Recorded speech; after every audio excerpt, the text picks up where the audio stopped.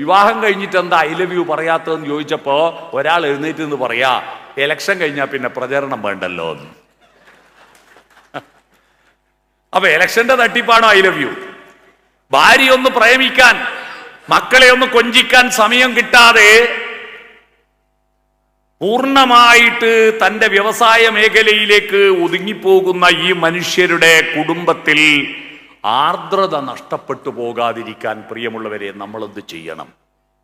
മലപ്പുറം എന്ന് പറയുന്നത് കേരളത്തിലെ പാലക്കാട് പോകുമ്പോഴും തൃശ്ശൂർ പോകുമ്പോഴും യാത്രക്കാർക്ക് ഭക്ഷണം അല്പമെങ്കിലും രുചിക്കാതെ കടന്നു പോകാൻ പറ്റില്ല. വടക്കുന്ന് തെക്കോട്ട് പോകുമ്പോഴും തെക്കുന്ന് വടക്കോട്ട് പോകുമ്പോഴും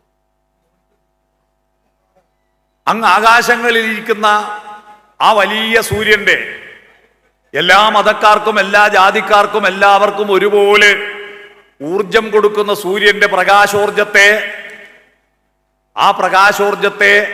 ആന്ധ്രയിലെയോ കർണാടകത്തിലെയോ പഞ്ചാബിലെയോ നെൽവയലുകളും ഗോതമ്പ് വയലുകളും ആ നെല്ലോലകളും ഗോതമ്പിന്റെ ചെടികളും ഏറ്റുവാങ്ങി പ്രകാശ സംശ്ലേഷണം നടത്തി ഫോട്ടോസിന്തസിസ് നടത്തി കാർബോഹൈഡ്രേറ്റ് ഉണ്ടാക്കി അന്നജമുണ്ടാക്കി നെല്ലിന്റെ കതിരിനുള്ളിൽ പാല് രൂപത്തിൽ കൊണ്ടുപോയി നിക്ഷേപിച്ച് ആ കതിരുകൾ കാറ്റേറ്റ് വെയിലേറ്റ് പുന്നാരം മറഞ്ഞ് വിളയുമ്പോൾ കവികൾ വരിനെല്ലിൻ ചുണ്ടിയിലെ കിരുകീരെ പുന്നാരം പകരുവാനോടിവാ കാറ്റേവാ എന്ന പാട്ടും പാടി വിളഞ്ഞ കതിരുകൾ അവിടുത്തെ കർഷകര് കൊയ്തെടുത്ത് മെതിച്ച് നെല്ലാക്കി മില്ല് കൊണ്ടേ കുത്തി അരിയാക്കി ചാക്കിൽ കെട്ടി ഗുഡ്സ് ട്രെയിനിൽ ഹൈദരാബാദിൽ നിന്ന് കയറ്റിയ സെക്കന്ദരാബാദ്, വിജയവാഡ, സേലം, ഈറോഡ്, കോയമ്പത്തൂര്, പാലക്കാട്, ഒറ്റപ്പാലം, ഷൊർണൂര്, പട്ടാമ്പി, കുറ്റിപ്പുറം, തിരൂര്, താനൂര്, പരപ്പനങ്ങാടി, ഫറോക്ക്, കോഴിക്കോട്, കൊയിലാണ്ടി, വടകര, മാഹിപ്പാലം, തലശ്ശേരി, മുഴപ്പിലങ്ങാട് FCI ഗോഡൌണിൽ കൊണ്ടുവന്ന്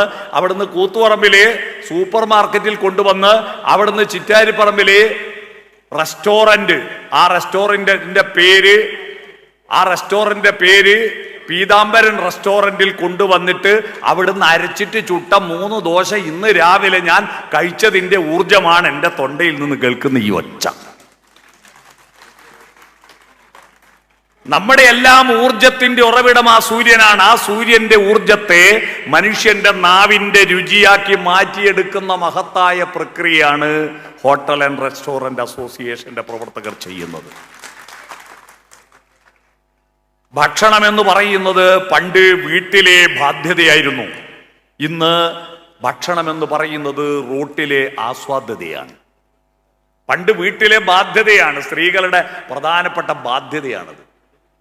എന്താ ജോലി എന്ന് ചോദിച്ചാൽ ഒരു ജോലിയുമില്ല. വീട്ടിലാ ഹൗസ് വൈഫ്. ഈ ഹൗസ് വൈഫ് എന്ന വാക്ക് അശ്ലീലമാണ് കേട്ടോ. ഹൗസ് വൈഫ് എന്ന് പറയുമ്പോൾ വില്ലേജ് വൈഫ് വേറെ ഉണ്ടോ? വീട്ടിലെ ഭാര്യ, വീട്ടുഭാര്യ എന്ന് പറഞ്ഞാൽ നാട്ടുഭാര്യ വേറെ ഉണ്ടോ? അതൊരു അശ്ലീലമാണ്. ഹൗസ് വൈഫ് എന്ന വാക്ക് പറയരുത്. എന്താ ജോലി? Home management. സ്ത്രീകൾ ഇനി പറയേണ്ടത് ഹോം മാനേജ്മെന്റ്. അതൊരു ജോലിയാണ്. അവിടെ എന്നാ പണിയൊന്നുമില്ല. രാവിലെ ഒരു 5 മണിക്ക് എഴുന്നേക്കണം, എന്നിട്ട് രാവിലത്തെ കോഴിക്ക് തീറ്റ കൊടുക്കണം, അടിച്ചു വാരണം, വസ്ത്രം അലക്കണം, കുട്ടികളെ ഉറക്കളിക്കണം, കുളിപ്പിക്കണം, എന്നിട്ട് അവർക്ക് ഭക്ഷണം ഉണ്ടാക്കി കൊടുക്കണം. ഭക്ഷണം ഉണ്ടാക്കി കൊടുത്ത് അവരെല്ലാം സ്കൂൾ ബസ്സിൽ അങ്ങ് തള്ളി ബഹിരാകാശ യാത്രികനെ റോക്കറ്റ് കയറ്റും പോലെ തള്ളി കയറ്റിയ സമാധാനമായി. പിന്നെ ഉച്ചക്കത്തെ പരിപാടിയാണ്. ഉച്ചക്കത്തെ ചോറൊക്കെ ഉണ്ടാക്കി വിളമ്പി എല്ലാവരും ഒപ്പിച്ച് കഴിയുമ്പോഴേക്ക് വൈകുന്നേരത്തെ ചായയുടെ പരിപാടിയായി. വൈകുന്നേരത്തെ ചായ കഴിയുമ്പോഴേക്ക് സന്ധ്യാസമയത്ത് അടിച്ചുവാരലും വെള്ളം കൊടയിലും ഒക്കെ ആയി. അത് കഴിഞ്ഞ് രാത്രിയത്തെ ചപ്പാത്തി പരത്തലായി. രാത്രിയത്തെ ചപ്പാത്തി പരത്തലൊക്കെ കഴിഞ്ഞ് പിന്നെ എല്ലാവർക്കും ഭക്ഷണം വിളമ്പി ഒപ്പിച്ച് പാത്രങ്ങളെല്ലാം കഴുകി എല്ലാ റൂമും അടച്ചു എന്ന് ഉറപ്പ് വരുത്തിയിട്ട് പോയിട്ടൊന്ന് സമാധാനത്തിൽ ഒരു 11 മണിക്ക് കടന്ന് ഉറക്കങ്ങനെ പറ്റുമ്പം ഭർത്താവ് ചോദിക്കും, കോഴീന്റെ കൂടടച്ചിനാൻ, വാതില് കുറ്റിയിട്ടിനാൻ. ശരിക്ക് വാതില് കുറ്റിയിട്ടിട്ട് വന്നതായിരിക്കും. എന്നാലും ഇത് ചോദിച്ചാൽ പിന്നെ ചെന്നോക്കാതെ ഉറക്കം വരില്ല. ഇങ്ങനെ ഒരു പണിയും ഇല്ലാത്ത ആ സ്ത്രീകളുടെ സമൂഹം ഇപ്പൊ അടുത്ത കാലത്ത് രക്ഷപ്പെട്ടത് കുടുംബസമേതം എല്ലാവരും റെസ്റ്റോറന്റുകളിലേക്ക് പോകുന്നു അല്ലെ. ഞാൻ ആലോചിക്കുകയാണ്, 1000 വീടുകൾക്ക് ആവശ്യമായ ഭക്ഷണം 1000 വീട്ടിൽ നിന്നുണ്ടാക്കുന്നതിനേക്കാൾ ചെലവ് കുറവാണ് 1000 വീടുകൾക്കുള്ള ഭക്ഷണം ഒരു സ്ഥലത്തു നിന്നുണ്ടാക്കുമ്പോൾ. അതുകൊണ്ട് ഹോട്ടൽ ആൻഡ് റെസ്റ്റോറന്റ് അസോസിയേഷൻ ചെയ്യുന്നത് ഒരു സാമൂഹ്യ സേവനമാണ്. എന്താണ്? വേസ്റ്റ് കുറയ്ക്കുക. എല്ലാ വീട്ടിലും ഭക്ഷണം പാചകം ചെയ്യുമ്പോൾ വേസ്റ്റ് അത്ര ഉണ്ടാവും. എന്നാൽ മൊത്തത്തിൽ ഒരു ഹോട്ടലിൽ നിന്ന് പാചകം ചെയ്യുമ്പോൾ അത്രയേ വേസ്റ്റ് ഉണ്ടാവും. കാരണം അവസാനം വരെ തീരുന്നവരെ കാത്തുക്കും. ഞാനിപ്പോൾ ഇവിടെ വന്ന് ഭക്ഷണം കഴിക്കാമെന്ന് പറഞ്ഞു പോയത് കൊണ്ട് ഞാൻ ഇവിടെ നിന്ന് കഴിക്കാമെന്ന് പറഞ്ഞു. ഇവിടെ വന്ന് നോക്കിയപ്പോൾ നെയ്ച്ചോറ് മാത്രമുണ്ട്. ഒരല്പം തൈര് പോലും ബാക്കിയില്ലാതെ മുഴുവൻ തീർന്നിരിക്കുന്നു. വേസ്റ്റേ ഇല്ല. മനസ്സിലായോ? ഞാൻ പറഞ്ഞു വന്നത്, ഈ റെസ്റ്റോറന്റ് അസോസിയേഷൻ ഊട്ടുമ്പോൾ ഇപ്പൊ അടുത്ത കാലത്ത് നമ്മുടെ കുട്ടികളും ചെറുപ്പക്കാരും ഒക്കെ ശരീര കേന്ദ്രീകൃതമായ വളർച്ചയിലേക്ക് പോവുകയാണ്. നമ്മൾ സമ്പാദിക്കുന്നത്, ഇവർ കഷ്ടപ്പെടുന്നത്. നിങ്ങൾ ചില ഹോട്ടലിന്റെ ഉടമകൾ നേരം പുലരുന്നതിന് മുമ്പേ ഹോട്ടൽ തുറക്കണം, രാത്രി വീട്ടിലെത്തുക വളരെ വൈകിട്ടാണ്, അപ്പോഴേക്ക് കുഞ്ഞുങ്ങൾ ഉറങ്ങിയിട്ടുണ്ടാവും. അവരോടൊന്ന് വർത്തമാനം പറയാൻ, അവരോടൊന്ന് കൊഞ്ചാൻ, അവരോടൊരു ഭാര്യനെ ഒന്ന് പ്രേമിക്കണ്ടേ? ഈ പ്രേമം എന്ന് പറഞ്ഞാല് വിവാഹം വരെയുള്ള തരികിടയല്ല. പ്രണയം എന്ന് പറയുന്നത് വിവാഹം മുതൽ ആരംഭിച്ച് മരണം വരെ പുഷ്പിക്കേണ്ടതാണ് പ്രണയം. അതിന് സമയമുണ്ടോ? കല്യാണം വരെ ഐ ലവ് യു എന്ന് രാവിലെ ഉച്ചക്കും രാത്രിയും മെസ്സേജ് അയക്കും. കല്യാണം കഴിഞ്ഞിട്ട് ഒരു തവണ I love you I like you എന്ന് പറഞ്ഞോ? എന്താ പറയാത്ത? കുന്നംകുളത്തുനിന്നാണ് എനിക്കൊരു മറുപടി കിട്ടിയത്. വിവാഹം കഴിഞ്ഞിട്ട് എന്താ ഐ ലവ് യു പറയാത്തതെന്ന് ചോദിച്ചപ്പോ ഒരാൾ എഴുന്നേറ്റ് എന്ന് പറയാ, എലക്ഷൻ കഴിഞ്ഞാൽ പിന്നെ പ്രചരണം വേണ്ടല്ലോ എന്ന്. അപ്പൊ എലക്ഷന്റെ തട്ടിപ്പാണോ ഐ ലവ് യു? ഭാര്യ ഒന്ന് പ്രേമിക്കാൻ, മക്കളെ ഒന്ന് കൊഞ്ചിക്കാൻ സമയം കിട്ടാതെ പൂർണ്ണമായിട്ട് തന്റെ വ്യവസായ മേഖലയിലേക്ക് ഒതുങ്ങിപ്പോകുന്ന ഈ മനുഷ്യരുടെ കുടുംബത്തിൽ ആർദ്രത നഷ്ടപ്പെട്ടു പോകാതിരിക്കാൻ പ്രിയമുള്ളവരെ നമ്മളെന്ത് ചെയ്യണം? പണം മാത്രമാണോ? നമ്മുടെ ചെറുപ്പക്കാരോട് പറയാം, പണം മാത്രമല്ല ഒരു ജീവിതത്തിന്റെ വിജയം. ഇപ്പൊ എന്താ, എല്ലാ കുട്ടികളും നന്നായി പഠിക്കുന്നു, ഫുൾ A+ കിട്ടുന്നു. ഫുൾ A+ കിട്ടിയിട്ട് അവർക്ക് പാലാ ബ്രില്യൻസിൽ എൻട്രൻസ് കോച്ചിങ്ങിന് ചേരുന്നു അല്ലേ? ഇത് പറയാൻ കാരണം, പാലാ ബ്രില്യൻസിൽ ഇന്നലെ വൈകുന്നേരം 4 മണി മുതൽ 6 മണി വരെ എൻ്റെ ക്ലാസ് ഉണ്ടായിരുന്നു. പാലാ ബ്രില്യൻസിലെ 700 അധ്യാപകർക്ക്.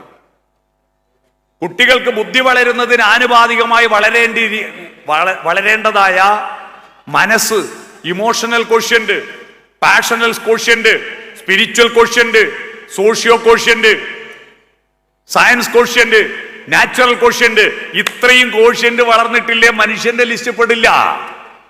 ബുദ്ധി മാത്രം വളർന്നിട്ട് കാര്യമില്ല. കണക്കറിഞ്ഞത് കൊണ്ട് കാര്യമുണ്ടോ? നായ്ക്ക് പോലും പട്ടിക്ക് പോലും കണക്കറിയാം ഇല്ലേ? നിങ്ങളൊരു വീതി കുറഞ്ഞ റോഡിലൂടെ സ്കൂട്ടറും കൊണ്ട് പോവാ, റോഡിന്റെ പകുതിക്ക് ഒരു പട്ടി കിടക്കുക, നിങ്ങൾ ഹോൺ അടിച്ചു നോക്കൂ. സ്കൂട്ടറാന്ന് കണ്ടാൽ പട്ടി മൈൻഡ് ചെയ്യില്ല, കാരണം സ്കൂട്ടറിന് പോകേണ്ട വീതി എവിടെയുണ്ട്. തൊട്ട് പിറകിൽ ലോറിയോ കാറോ വന്നോക്കട്ടെ, പട്ടി എഴുന്നേറ്റ് മാറിക്കൊടുക്കും. അപ്പൊ സ്കൂട്ടറിന്റെ വീതി കുറവാണെന്നും ലോറിക്ക് വീതി കൂടുതലാന്നുള്ള കണക്ക് പട്ടിക്കറിയില്ലേ? അപ്പൊ കണക്കറിയുന്നത് കൊണ്ടല്ല നമ്മൾ മനുഷ്യരാവുന്നത് ബുദ്ധി വർദ്ധിച്ചത് കൊണ്ട് മാത്രമല്ല. ബുദ്ധിയും മനസ്സും ഒന്നല്ലെന്ന് തിരിച്ചറിയുക. ഞാനൊരു തെളിവ് തരാം. കഴിഞ്ഞ വർഷം പഹൽഗാമിൽ നമ്മുടെ ടൂറിസ്റ്റുകളെ ഭീകരന്മാർ വെടിവെച്ച് കൊന്നുകളഞ്ഞില്ലേ? ആ ഭീകരന്മാരെ പറ്റി നിങ്ങൾ പഠിച്ചോ? അതിലൊരു ഭീകരൻ കേരളത്തിൽ വന്നിട്ട് BSc പാസ്സായിട്ടുണ്ട്. 2 ഭീകരന്മാർ MPhil കഴിഞ്ഞവരാണ്. ഒരാൾ MCom കഴിഞ്ഞ ആളാണ്. എല്ലാം ബുദ്ധിയുള്ളവരാണ്. പക്ഷെ കൊല്ലരുത് എന്ന മനസ്സില്ല. എന്നാൽ ഭർത്താവ് വെടിയേറ്റ് മരിച്ചു കിടക്കുമ്പോൾ അവിടെ മുട്ടും കുത്തി കരൾ കരഞ്ഞ് തളർന്നിരിക്കുന്ന ഒരു പെണ്ണിന്റെ ഫോട്ടോ നിങ്ങൾ സോഷ്യൽ മീഡിയയിലും TV-യിലും കണ്ടോ? ആ പെണ്ണ് ഭർത്താവിന്റെ മയ്യത്തുമായിട്ട് നാട്ടിലെത്തിയിട്ട് സംസ്കാരം കഴിഞ്ഞതിന് ശേഷം പത്രക്കാർ ചോദിച്ചു, എന്താ സംഭവിച്ചത്? അപ്പൊ അവള് പറഞ്ഞു, വെടിവെച്ച കേൾക്കുന്നു, ഭർത്താവ് വെടിയേറ്റ് പടഞ്ഞു മരിക്കുന്നത് കാണുന്നു, ഞാൻ അലറിക്കരയുന്നു, ഒരുപാട് ആൾ അലറിക്കരയുന്നു. ചുറ്റുവട്ടമുള്ള കടകളെല്ലാം ഷട്ടറിട്ട് ഓടിക്കളഞ്ഞു. ഒരു മൊബൈൽ ഫോണിന് റേഞ്ച് ഇല്ല, ഒരു വാഹനമെത്തില്ല, കുതിരപ്പുറത്തെ അവിടെ പോകാൻ പറ്റൂ. എന്താ ചെയ്യേണ്ടത് ഞങ്ങൾക്ക് ഒന്നും മനസ്സിലാവുന്നില്ല. ആശുപത്രിയിൽ പോകണമെങ്കിൽ വാഹനം വേണ്ടേ? ആരോടൊക്കെ പറയണമെങ്കിൽ ഫോണിൽ റേഞ്ച് വേണ്ടേ? ഞങ്ങൾ അവിടെ നിന്ന് കരഞ്ഞ് കരഞ്ഞ് തളർന്നിരിക്കുമ്പോൾ ഒരു മുസ്ലിം ചെറുപ്പക്കാരൻ ഞങ്ങളുടെ അടുത്ത് വന്നിട്ട് ഞങ്ങളെ മെല്ലെ കൂട്ടിക്കൊണ്ടുവന്ന് ഒരു കടയുടെ ഉള്ളിൽ കൊണ്ടുപോയിട്ട് ഷട്ടറിനുള്ളിൽ ഇരുത്തി പുറത്തുനിന്ന് പൂട്ടിയിട്ട് അവൻ താഴ്വരയിൽ പോയിട്ട് പട്ടാളക്കാരെ വിവരം അറിയിച്ച് കൂട്ടിക്കൊണ്ടുവന്നിട്ടാണ് ഞങ്ങൾ നാട്ടിലേക്ക് വന്നത്. ആ ചെറുപ്പക്കാരൻ ദൈവദൂതനെ പോലെയാണ് ഞങ്ങൾ കണ്ടത്. ആ ചെറുപ്പക്കാരനെ പറ്റി പിറ്റേന്ന് ഹിന്ദി ഇംഗ്ലീഷ് പത്രങ്ങളിൽ വാർത്തയുണ്ടായിരുന്നു. ആ ചെറുപ്പക്കാരൻ 8ാം ക്ലാസ് തോറ്റവനാണ്. 8ാം ക്ലാസ് തോറ്റവനാണ്, ബുദ്ധി കുറവാണ്. പക്ഷെ അവന് നല്ലൊരു മനസ്സുണ്ടായിരുന്നു. മനുഷ്യനാവണമെങ്കിൽ പണം പോരാ, കെട്ടിടം പോരാ. നമ്മുടെ കുട്ടികൾ നല്ല ബുദ്ധിയുണ്ട്, നല്ല മാർക്ക് വാങ്ങുന്നു, അവര് എൻട്രൻസിൽ റാങ്ക് ലിസ്റ്റിൽ പേര് വരുന്നു, എന്നിട്ട് പ്രൊഫഷണൽ കോഴ്സിൽ ചേരുന്നു, എന്നിട്ടോ പ്ലേസ്മെന്റ് കിട്ടുന്നു, ശമ്പളം വാങ്ങുന്നു. ശമ്പളം വാങ്ങിയിട്ടോ കൊട്ടാരം പോലത്തെ ഒരു വീടെടുക്കുന്നു. വീടെടുത്തിട്ടോ ആനക്ക് പോലും കടക്കാൻ പറ്റാത്ത മതിൽ കെട്ടുന്നു വീടിന് ചുറ്റുവട്ടം. എന്നിട്ടോ റിമോട്ട് കൺട്രോൾ തുറക്കാൻ പറ്റിയ ഒരു ഗേറ്റ് പിടിപ്പിക്കുന്നു. എന്നിട്ടോ വീട്ടിൻ്റെ ഉള്ളിൽ കുറെ ചെടി വാങ്ങി പിടിപ്പിക്കുന്നു. എന്നിട്ടോ ആര് കാണാൻ? ഈ മതിൽ കെട്ടിയിട്ട് നാട്ടുകാരെ കാണാൻ വിടൂല. ചെടി വീട്ടുകാർ കാണുമോ? വാതിൽ തുറക്കൂല. ഒരൊറ്റ വീടിന്റെ വാതിൽ തുറക്കൂല. എല്ലാരും അകത്തിരിക്കുക. പിന്നെ എന്തിനാ ഈ ചെടി? എന്നിട്ട് മനുഷ്യനിൽ വിശ്വാസം ഇല്ലാത്തതുകൊണ്ട് ഒരു പട്ടീനെ വാങ്ങിപ്പോറ്റു.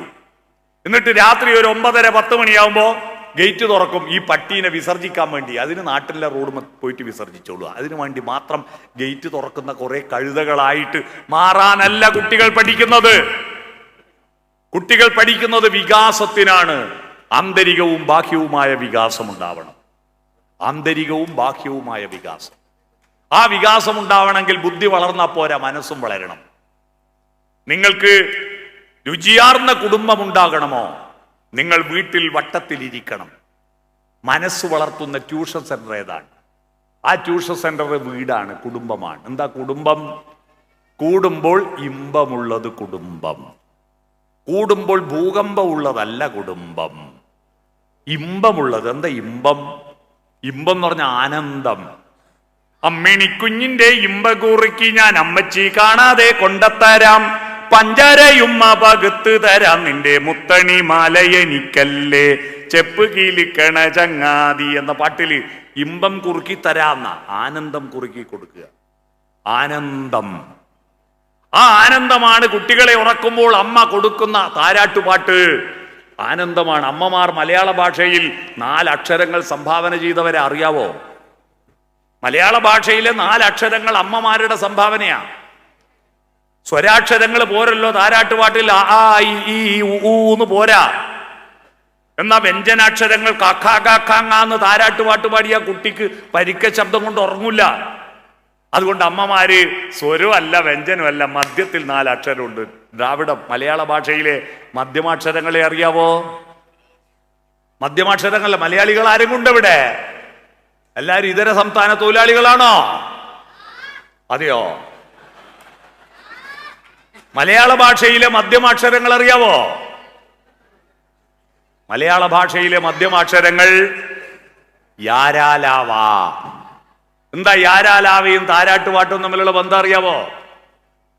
യാ യാ യാ യാ, അതാണ് ഒരു താരാട്ടുപാട്ട്. മറ്റൊന്ന് രാരീ രാരീരം രാരോ രാ ലാ ലാ ലാ ലാ ലാ ലാ ലാ ലാ ലാ ലാ ലാ ലാ ലാ ലാ ലാ ലാ ലാ വാവേ വാവം വാവോ. യാരാലാവ എങ്ങനെയാ ഉണ്ടായെന്ന് മനസ്സിലായോ? ആ താരാട്ടുപാട്ടിലൂടെ കുട്ടികൾക്ക് ആർദ്രത കൊടുക്കണം. ആർദ്രത കൊടുക്കണമെങ്കിൽ എന്ത് വേണം? എല്ലാ ദിവസവും അല്പനേരമെങ്കിലും കുറച്ചു നേരത്തെ പോയിട്ട് 1.5 മണിക്കൂർ നേരം മൊബൈൽ ഫോൺ സ്വിച്ച് ഓഫ് ആക്കുക, TV ഓഫ് ആക്കുക. വീട്ടിൽ അച്ഛനും അമ്മയും ഏറ്റവും സീനിയർ മോസ്റ്റ് ആയിരിക്കുന്ന മനുഷ്യൻ കിടക്കുന്നിടത്തോ ഇരിക്കുന്നിടത്തോ പോയി ഇരിക്കുക. ഉപ്പാവയും ഉമ്മാവയും അപ്പൂപ്പനും അമ്മൂമ്മയും അകത്ത് കിടക്കുന്നുണ്ട്. മക്കളെല്ലാം വരാന്തയിൽ നിന്ന് വർത്തമാനം പറയുന്ന വീട് അന്യായമാണത്, അധർമ്മമാണത്. ഏറ്റവും പ്രായമുള്ള മനുഷ്യൻ എവിടെയാണോ ഇരിക്കുന്നത് അവിടെ ഇരുന്നിട്ട് എല്ലാവരും വർത്തമാനം പറയാ. അവരും കേൾക്കട്ടെ നമ്മൾ പറയുന്നത്. അവർക്കും ഉണ്ടാവില്ലേ ആഗ്രഹം? എന്തൊക്കെയാ എന്റെ കൊച്ചുമക്കൾ പറയുന്നത്? അതിൽ അവർക്ക് അഭിപ്രായം വേണ്ട, അതിൽ ഇടപെടണ്ട, എന്നാലും അവരത് കേൾക്കട്ടെ, ആസ്വദിക്കട്ടെ. അങ്ങനെ അവരോട് അടുത്ത് വർത്തമാനം പറയുമ്പോൾ കമ്മ്യൂണിക്കേഷൻ, ആശയവിനിമയം സോഫ്റ്റനാവണം. നമ്മുടെ ചപ്പാത്തിയും ഇഡ്ഡലിയും സോഫ്റ്റനാക്കാനുള്ള റെസ്റ്റോറന്റിലെ സൂത്രം അറിയില്ലേ? വീട്ടിലെ സൂത്രം അറിയില്ലേ? ചപ്പാത്തി കുഴക്കുമ്പോൾ പഞ്ചസാര കൂട്ടി കുഴച്ചാൽ ചപ്പാത്തി സോഫ്റ്റനാകും. അറിയില്ലെങ്കിൽ മനസ്സിലായിക്കോ, ചപ്പാത്തി സോഫ്റ്റനാകും. ഇഡ്ഡലി സോഫ്റ്റനാക്കാൻ എന്താ മാർഗം? ഇഡ്ഡലിയുടെ മാവിൽ പച്ചമുളക് വെറുതെ മുറിക്കാണ്ട് ഇട്ട് വെക്കുക. മുറിക്കാ എരിവുണ്ടാവും. മുറിക്കാണ്ട് തലേ ദിവസം ഇട്ട് വെച്ചാൽ ഇഡ്ഡലി സോഫ്റ്റനാകും. ബന്ധങ്ങൾ സോഫ്റ്റനാകാൻ എന്താ മാർഗം? സോഫ്റ്റന്റെ സ്പെല്ലിംഗ് പഠിക്കുക. SOFTEN. SOFTEN എന്താണ്? S ഫോർ സ്മൈൽ, പുഞ്ചിരിക്കുക. പുഞ്ചിരിക്കാൻ അറിയുന്ന ഒരേ ഒരു ജന്തു മനുഷ്യനാണ്. പക്ഷിമൃഗാദികൾക്കൊന്നും പുഞ്ചിരിക്കാൻ അറിയില്ല. എൻ മന്ദഹാസം ചന്ദ്രികയായെങ്കിൽ എന്നും പൗർണമി വിടർന്നേനെ, എൻ മുഗ്ധരേണുക്കൾ പുഷ്പങ്ങളായെങ്കിൽ എന്നും മാധവമുണർന്നേനെ. എത്ര പാട്ടുണ്ട്, ചിരിയുടെ പാട്ട്. ചിരിക്കണം. ആരോട്? മക്കളോട്. അയൽവാസികളോട് ചിരിക്കുന്നു. സ്വന്തം മക്കളോട് പഠിക്കുന്നില്ലേ, കുളിക്കുന്നില്ലേ, സ്കൂളിൽ പോകുന്നില്ലേ, പല്ലേക്കുന്നില്ലേ, ഇളിക്കുന്നു. ആ വീട് മാറ്റണം, വ്യാകരണം മാറ്റണം. മക്കളോട് പുഞ്ചിരിക്കൂ. കഴിഞ്ഞ ഒക്ടോബർ 1 വയോജന ദിനത്തിന് തലശ്ശേരി സെൻട്രൽ സ്കൂളിൽ ഒരു പരിപാടി വെച്ചു. ഒരു പുതുമയുള്ള പരിപാടി. എന്താണെന്നറിയോ? വയോജന ദിനാണ് October 1. Grandfather grandmother സംഗമം, അപ്പൂപ്പൻ അമ്മുമ്മ, ഉപ്പാവ ഉമ്മാമ സംഗമം. ഒരു കുട്ടിക്ക് 4 ആളുണ്ടാവുമല്ലോ, ഉപ്പാവയും ഉമ്മാവയും കൂടിയിട്ട്. 4 ആളും വന്നു. ഇരിക്കാൻ സ്ഥലമില്ല. അവരെ മുഴുവൻ ഒരരികിൽ കസേരയെല്ലാം നിരത്തിയിട്ട് ഇരുത്തി, മറുഭാഗത്ത് കുട്ടികളെ ഇരുത്തി ക്ലാസ് എടുക്കാൻ എന്നെ ക്ഷണിച്ചു. അവിടുന്ന് പ്രിൻസിപ്പള് ഒരു ടീച്ചറാണ്. ടീച്ചർ അധ്യക്ഷ പ്രസംഗം നടത്തുമ്പോൾ പറഞ്ഞു, മക്കളെ ഇവരെ നോക്കൂ, ഇവരെ സ്നേഹിക്കണം, സഹായിക്കണം, പരിഗണിക്കണം എന്ന് പറഞ്ഞ കൂട്ടത്തിൽ ടീച്ചർ ഒരു പഴയ പഴഞ്ചൊല്ല് പറഞ്ഞു. എന്താണെന്നറിയോ? പഴുത്ത പ്ലാവില വീഴുമ്പോ പച്ചപ്ലാവില ചിരിക്കും. പക്ഷെ പച്ചപ്ലാവിൽ ഇതുപോലെ ഒരു കാലം പഴുത്തു വീഴുമെന്ന് ഓർക്കണ്ടേ? അതുകൊണ്ട് ചിരിക്കരുത്. അപ്പൊ കുട്ടികളെല്ലാം യെസ് എന്ന് പറഞ്ഞു. അപ്പൊ 9ാം ക്ലാസ് പഠിക്കുന്ന വിനീത് എന്ന് പറയുന്ന ഒരു കുഞ്ഞുമോൻ എഴുന്നേറ്റ് നിന്നിട്ട്, ടീച്ചറെ ഒരു സംശയം. എന്താ? പഴുത്ത പ്ലാവില വീഴുമ്പോ പച്ചപ്ലാവില ചിരിക്കാതിരുന്ന പഴുക്കാടുക്കുവോ? ചിരിക്കാതിരുന്നാലും പഴുക്കുമല്ലോ, ചിരിച്ചാലും പഴുക്കൂ. അതുകൊണ്ട് ചിരിക്കുന്നതല്ലേ നല്ലതെന്ന് പറഞ്ഞു. അപ്പൊ എല്ലാരും ചിരിച്ചു. നിങ്ങളാരും ചിരിച്ചോ? അത് കേട്ടിട്ട് ചിരിച്ചോ? ചിരിക്കുന്നില്ലെങ്കിൽ ECG എടുത്ത് നോക്കണം. ചിരി വരുന്നില്ലെങ്കിൽ, നിങ്ങൾക്കൊരു തമാശ കേട്ടിട്ട് ചിരി വരുന്നില്ലെങ്കിൽ നാളെ തന്നെ ECG എടുത്ത് നോക്കണം, ബ്ലോക്ക് ഉണ്ടാവും. അതുകൊണ്ട് ചിരിക്കുക. മക്കളോട് പുഞ്ചിരിക്കുക, ഭാര്യയോട് പുഞ്ചിരിക്കുക. രാവിലെ എഴുന്നേറ്റ് വരുമ്പോ നിങ്ങളുടെ വീട് പുഞ്ചിരിക്കുക. വീട് പുഞ്ചിരിക്കുക എങ്ങനെയാ? വീടിന്റെ വാതിൽ തുറക്കുക. വീടിന്റെ ചുണ്ട് മുന്നിലത്തെ വാതിലാ.